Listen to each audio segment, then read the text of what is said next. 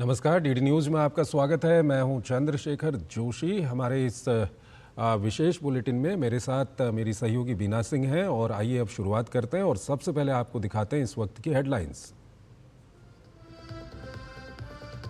प्रधानमंत्री नरेंद्र मोदी ने उत्तराखंड में 12मासी पर्यटन पर दिया जोर। हर्षिल में एक जनसभा में कहा, हर सीजन में टूरिज्म रहना चाहिए ऑन। मुखवा में मां गंगा का किया दर्शन पूजन। उत्तर प्रदेश के कौशाम्बी से बब्बर खालसा का आतंकवादी गिरफ्तार। जर्मनी में बैठे अपने आका और आईएसआई के संपर्क में था लाजर मसीह। पिछले साल पंजाब में न्यायिक हिरासत से हुआ था फरार। तमिलनाडु में आबकारी मंत्री सेंथिल बालाजी और उनके समर्थकों के ठिकानों पर ईडी की छापेमारी। सेंथिल बालाजी पर वित्तीय धोखाधड़ी, भ्रष्टाचार और धन शोधन जैसे कई गंभीर आरोप।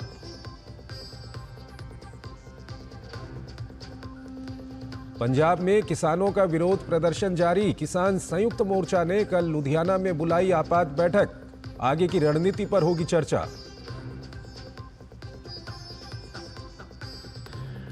लंदन में कश्मीर से जुड़े सवाल पर विदेश मंत्री का बयान। पाकिस्तान के अवैध कब्जे से कश्मीर के हिस्से की वापसी होते ही हल हो जाएगा कश्मीर का पूरा मसला।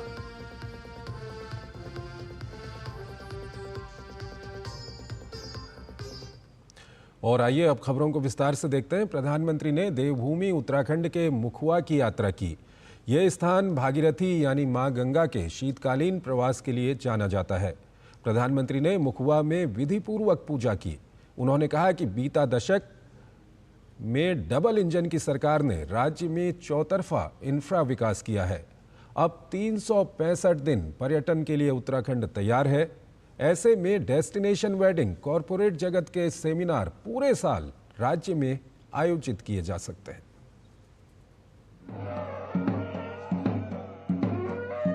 मां गंगा ने मुझे अब गोद ले लिया है। अपने इस बच्चे के प्रति उनका स्नेह है कि आज मैं उनके मायके मुखवा गांव आया हूं। यहाँ मुझे मुखी मठ मुखवा में दर्शन पूजन का भी सौभाग्य प्राप्त हुआ है।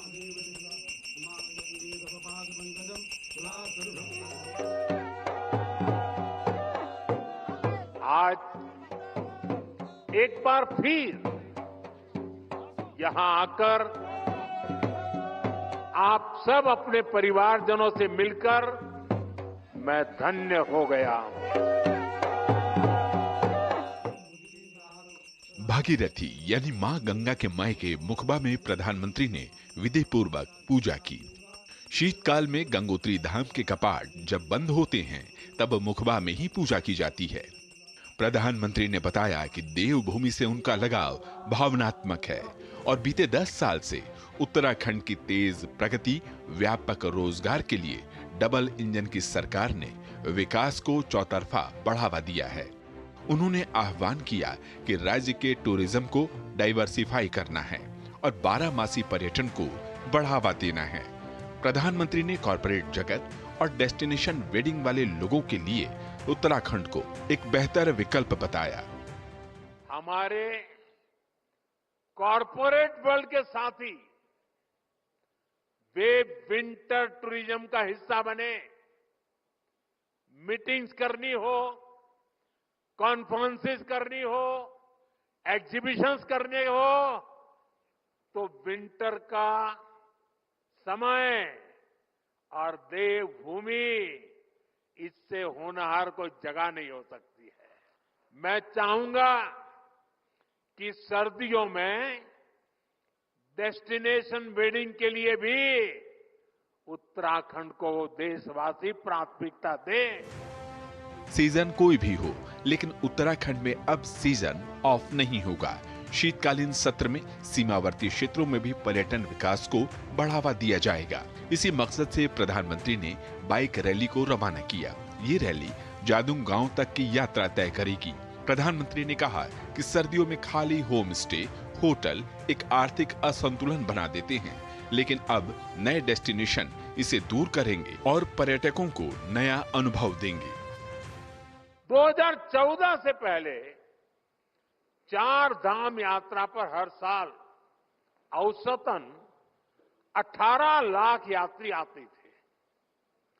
अब हर साल लगभग 50 लाख तीर्थ यात्री आने लगे हैं। इस साल के बजट में 50 टूरिस्ट डेस्टिनेशंस को विकसित करने का प्रावधान किया गया है। इन डेस्टिनेशंस पर होटलों को इंफ्रास्ट्रक्चर का दर्जा दिया जाएगा। इससे पर्यटकों के लिए सुविधाएं बढ़ेगी और स्थानीय रोजगार को भी बढ़ावा मिलेगा। प्रधानमंत्री ने एक प्रदर्शनी का अवलोकन किया जिसमें स्थानीय उत्पाद को दर्शाया गया था। प्रधानमंत्री ने कहा कि ऑल वेदर 4 धाम रोड हो या केदारनाथ धाम या हेमकुंड साहिब में बनने वाला रोपवे, ये सभी इंफ्रा विकास पर्यटन को सुगम बना रहे हैं और रोजगार के नए अवसर खोल रहे हैं। मुखबा से उर्मिलेश भट्ट के साथ ब्यूरो रिपोर्ट, डीडी न्यूज। प्रधानमंत्री शुक्रवार को दादरा नगर हवेली और दमन दीव जाएंगे। इस दौरान वो सिलवासा में कई विकास परियोजनाओं की शुरुआत और लोकार्पण करेंगे। प्रधानमंत्री का दौरा कितना खास है, इस पर डीडी न्यूज ने एक्सक्लूसिव बात की दादरा नगर हवेली, दमन दीव और लक्षद्वीप के प्रशासक प्रफुल्ल पटेल के साथ। दादरा नगर हवेली के प्रशासक प्रफुल्ल भाई पटेल जी इस समय हमारे साथ हैं। सर, प्रधानमंत्री आ रहे हैं, इस समय आप नमो हॉस्पिटल में हैं। यहाँ के गरीबों के लिए, यहाँ के आदिवासियों के लिए ये कितनी बड़ी सौगात है? आदरणीय प्रधानमंत्री जी की सोच है नया भारत। नया भारत सिर्फ शब्दों से नहीं होता है, आचरण से होता है। मुझे लगता है कि ये सेंट्रल एयर कंडीशन अस्पताल बहुत कम मतलब कि जिलों में होगा पूरे देश के, वो यहाँ उपलब्ध है। यहाँ पे जो गरीब लोग हैं उनके लिए तो सारी व्यवस्था है। मॉड्यूलर ओटी है और न केवल ऑपरेशन हो सकता है, विशेषज्ञ जो विदेश से जो विदेशों में बैठे हैं वो जुड़ सकते हैं ऑपरेशन के समय, और जो विद्यार्थी हैं वो सीख भी सकते हैं। तो इस तरह का ये कॉम्बिनेशन किस सोच के साथ है? ये आर्टिफिशियल इंटेलिजेंस के साथ की टेक्नोलॉजी के साथ जुड़ा हुआ ये हमारा ओटी है। इस ओटी में रोबोटिक सर्जरी होती है। ये जो सर्जरी हो रही है मेडिकल कॉलेज के बच्चे भी देख सकते हैं, यहाँ के जो स्टाफ है, जो एक्सपर्ट्स लोग हैं वो भी देख सकते हैं। अगर आपको ओपिनियन चाहिए, सेकंड ओपिनियन या तो ड्यूरिंग दी सर्जरी, तो आप किसी भी वर्ल्ड के किसी भी सेंटर पे आप उसके साथ कनेक्ट करके आप उनका ओपिनियन ले सकते हो। तो ये थे हमारे साथ प्रफुल्ल भाई पटेल जो बता रहे थे कि प्रधानमंत्री की इन तमाम योजनाओं ने इस इलाके में कितना बड़ा परिवर्तन किया है। अब प्रधानमंत्री 7 तारीख को आ रहे हैं और कई परियोजनाओं की शुरुआत भी करेंगे जो आने वाले समय में दमन और दादर नागर हवेली के लोगों के लिए मील का पत्थर साबित होगी। Neeraj Singh, DD News, Silvassa. झारखंड में भारतीय जनता पार्टी ने बड़ा फैसला लेते हुए दिग्गज नेता बाबूलाल मरांडी को विधायक दल का नेता चुन लिया है। पार्टी के केंद्रीय पर्यवेक्षकों की मौजूदगी में आज बाबूलाल मरांडी को विधायक दल का नेता चुना गया। यानी बाबूलाल मरांडी अब झारखंड विधानसभा में नेता प्रतिपक्ष होंगे। झारखंड में भाजपा विधायक दल के नेता के चुनाव के लिए केंद्रीय मंत्री भूपेंद्र यादव और सांसद डॉक्टर के लक्ष्मण को पर्यवेक्षक बनाया गया था। आज विधायक दल की बैठक हुई जहां भाजपा विधायकों ने बाबूलाल मरांडी को अपना नेता चुन लिया। भाजपा विधायक दल का नेता चुने जाने के बाद बाबूलाल मरांडी ने पीएम मोदी सहित भाजपा के शीर्ष नेतृत्व का आभार जताया। उन्होंने कहा कि गरीब, दलित, शोषित, आदिवासी समाज की समस्याओं के लिए पूरी निष्ठा के साथ कार्य करेंगे।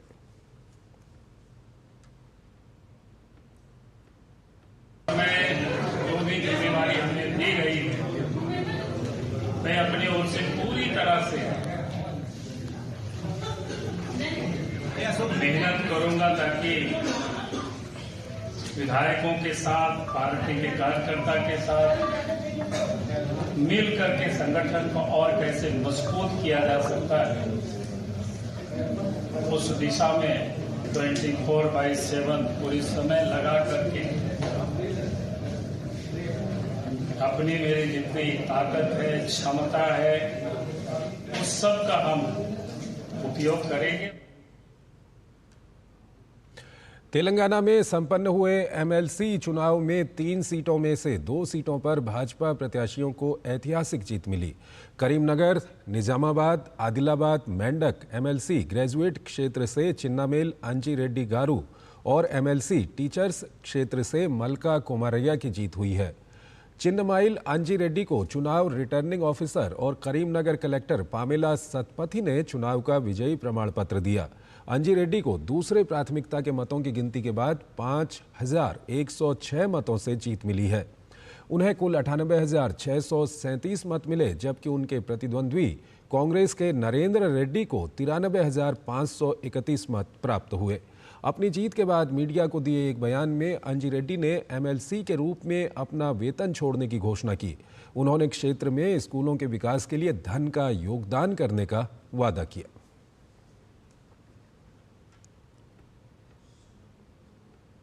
प्रधानमंत्री ने तेलंगाना के एमएलसी चुनाव में बीजेपी के शानदार प्रदर्शन के लिए जनता को धन्यवाद किया है।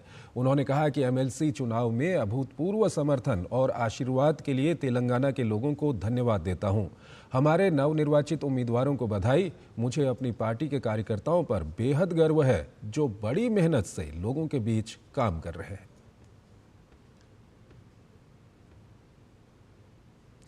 वहीं प्रधानमंत्री नरेंद्र मोदी ने आंध्र प्रदेश में टीडीपी सरकार के एमएलसी प्रत्याशियों के चुनाव जीतने पर बधाई दी है।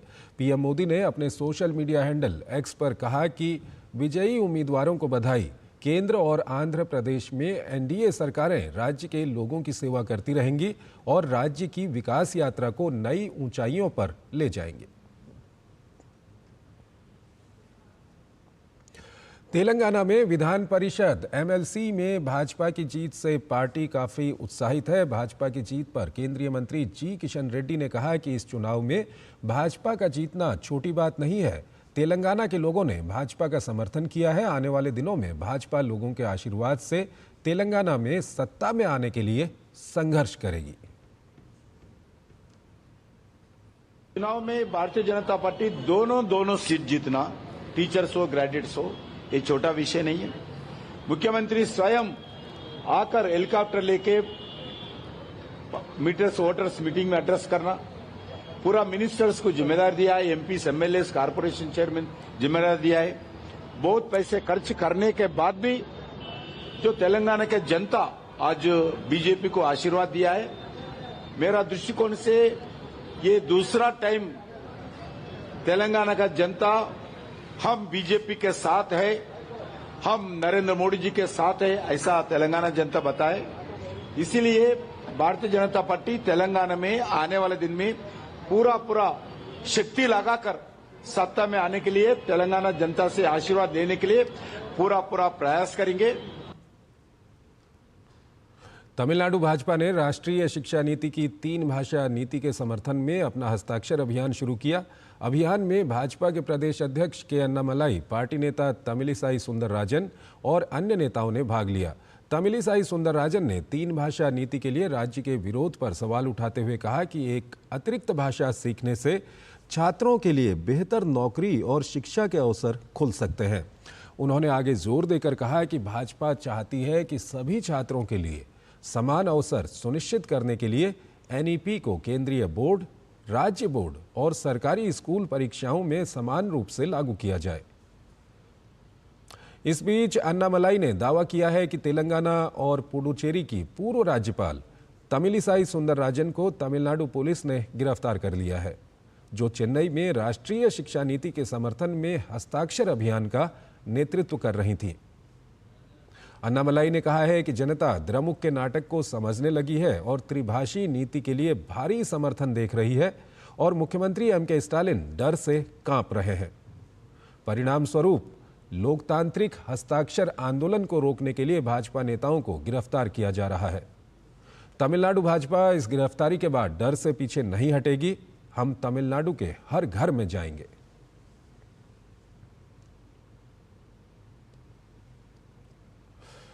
विशाखापत्तनम में बजट के बाद की बातचीत में वित्त मंत्री निर्मला सीतारमण ने एमएसएमई के डिजिटल फुटप्रिंट के स्कोरिंग के आधार पर नया क्रेडिट मूल्यांकन मॉडल लॉन्च किया। केंद्रीय बजट 2024-25 में ये घोषणा की गई थी कि सार्वजनिक क्षेत्र के बैंक पीएसबी बाहरी मूल्यांकन पर निर्भर रहने के बजाय ऋण के लिए एमएसएमई का आकलन करने के लिए अपनी घरेलू क्षमता का निर्माण करेंगे।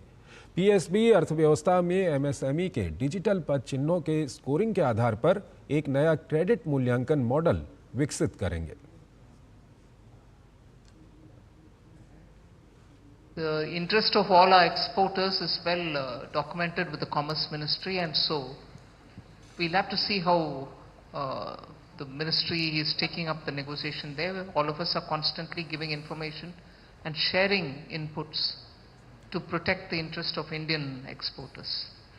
So that much I can say now, but let's see what comes out of the negotiations.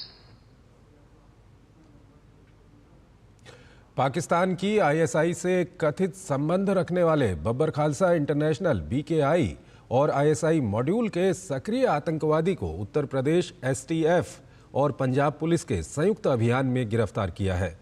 आतंकी लाजर मसीह को यूपी के कौशाम्बी जिले से आज तड़के गिरफ्तार किया है।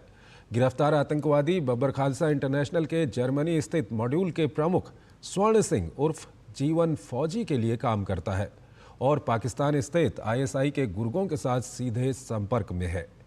यूपी एसटीएफ ने आतंकवादी से कुछ विस्फोटक सामग्री और अवैध हथियार बरामद करने में सफलता पाई है। अधिकारी ने बताया कि जब्त किए गए सामान में 3 हथगोले, 2 सक्रिय डेटोनेटर, 1 विदेशी पिस्टल और 13 विदेशी कारतूस शामिल हैं।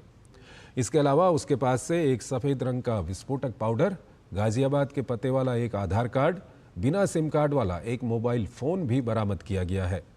ये आतंकवादी 24 सितंबर 2024 को पंजाब में न्यायिक हिरासत से भाग गया था।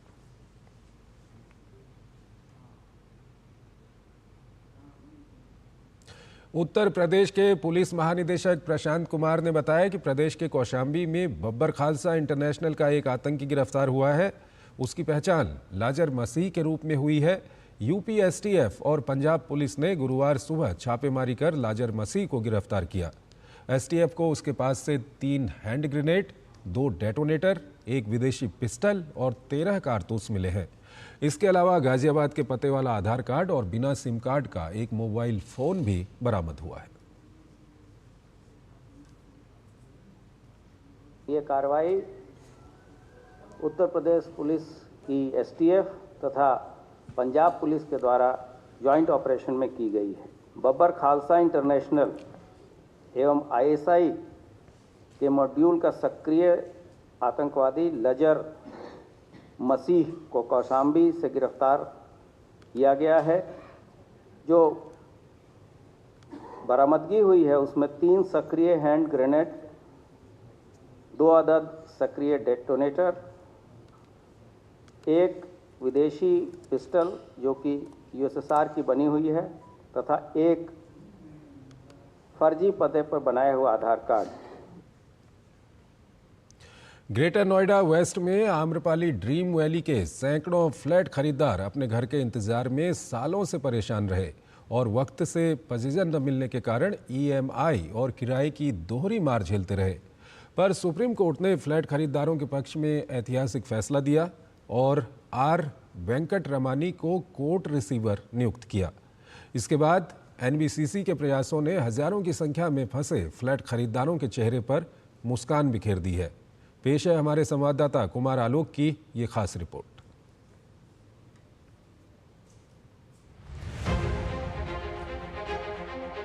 करीब 15 साल इंतजार में गुजर गए। घर मिला नहीं, लेकिन बिल्डरों से लिए गए घर का ईएमआई चुकता करते रहे।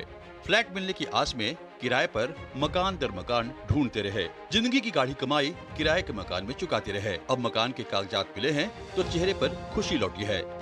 जश्न की खास तैयारी हो रही है, भगवान की पूजा अर्चना हो रही है। सुप्रीम कोर्ट और एनबीसीसी के लिए दुआएं दी जा रही हैं कि ग्रेटर नोएडा वेस्ट में आम्रपाली ड्रीम वैली के सैकड़ों फंसे फ्लैट खरीदारों को मिल रहे हैं। आज एनबीसीसी ने टावर C6 और C10 के 446 फ्लैटों के कागजात खरीदारों को सौंपे हैं। आज एक अच्छी शुरुआत इस प्रोजेक्ट के लिए होने जा रही है, जो कम से कम 5 टावर के वायर्स को है। कुछ 646 फ्लैट डिलीवर होने वाले हैं, तो इसकी हमारी आज की पूजा थी। सभी को शुभकामनाएं और खासकर एनबीसीसी और सीआर की टीम को भी बधाई कि इन्होंने हम लोगों को इतना सपोर्ट किया कि आज हम इस मुकाम पे पहुंचे हुए हैं। एनबीसीसी ने जो हमारा डेडलाइन दिया था फ्लैट डिलीवर करने का, वो भी डिले हो गया। 1 साल, 1.5 साल, 2 साल अभी डिले ही हो रहा है। तो हमें अगर हमारा डिले हुआ पेमेंट तो हमें उन्होंने लेट पेमेंट लगा दिया, तो हमारा भी लेट पेनल्टी मिल जाए तो ये बराबर हो जाएगा हमारा। जितना अगर लोगों के 2-2 लाख रुपए इन्होंने इंटरेस्ट लगाया है, वो कहाँ से लाएंगे इस मुसीबत में। आम्रपाली ग्रुप के खिलाफ आम्रपाली ड्रीम वैली के सैकड़ों फ्लैट खरीदारों के 15 सालों के संघर्ष में माननीय सुप्रीम कोर्ट और एनबीसीसी की भूमिका खास रही। आज का दिन में हम ऑलमोस्ट 650 करोड़ रुपए लोन दिया हुआ है, 200-300 करोड़ रुपए अपने OSD भी है। ये सब रिकवरी करेंगे। इच्छा यही था एनबीसीसी को, नहीं तो मैं ऐसे पर्सनली एनबीसीसी आम्रपाली का मुंबई से साथ अटैच इसलिए था। इसको कैसे भी करके हम कंप्लीट करना। चैलेंजेस है, बहुत सारा चैलेंजेस था। अभी हमारा चैलेंजेस सारे खत्म हो चुका है। ओनली एक ही इच्छा है एनबीसीसी को, नहीं तो ऐसे CMD में लास्ट होम बायर को मकान देना, यही हमारा इच्छा है। एनबीसीसी ने दिसंबर 2020 से दिसंबर 2024 तक कुल 25,000 फ्लैटों का निर्माण पूरा कर लिया है। ये फ्लैट आम्रपाली समूह की नोएडा और ग्रेटर नोएडा क्षेत्रों में स्थित विभिन्न परियोजनाओं में शामिल हैं। उच्चतम न्यायालय ने कई वर्षों तक फ्लैटों का निर्माण अटके रहने के बाद सरकारी निर्माण कंपनी एनबीसीसी को इनका निर्माण पूरा करने का दायित्व सौंपा था। इस प्रक्रिया पर निगरानी के लिए कोर्ट रिसीवर की नियुक्ति भी की गई थी। Kumar Alok, DD news, greater Noida.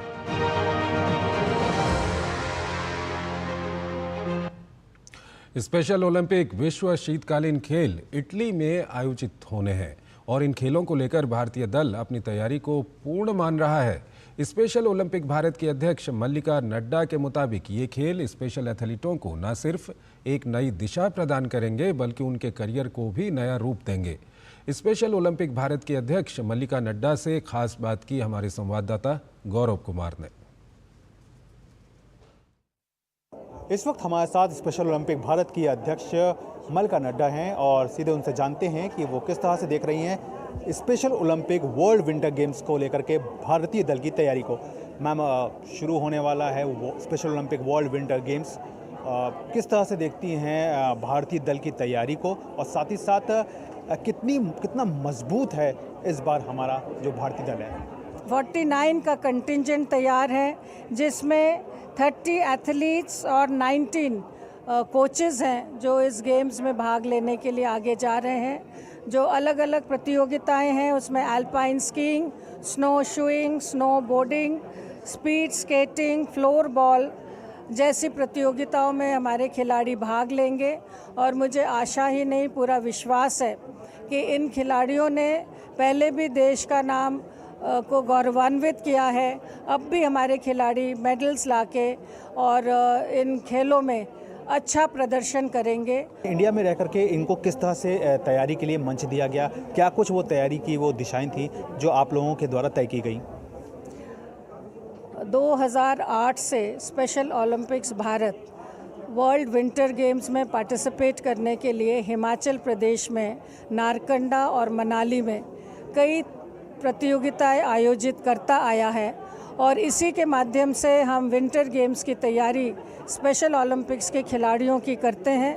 अलग अलग इवेंट्स की तैयारी अलग अलग स्थानों में होती है और उस तैयारी के साथ आज हमारे सभी खिलाड़ी वर्ल्ड विंटर गेम्स में भाग लेने के लिए जा रहे हैं। जिस तरह से हम देख रहे हैं कि लगातार स्पेशल ओलंपिक का दायरा जो है वो भी बढ़ता जा रहा है, तो आने वाले समय में हम क्या उम्मीद कर सकते हैं कि स्पेशल ओलंपिक जो है, जो समर ओलंपिक होता है, वो अपने देश में भी आयोजित हो? Special Olympics International event bocce bowling हमने अभी दिल्ली में कराया था और हमें पूरी आशा है। साथ नमस्कार।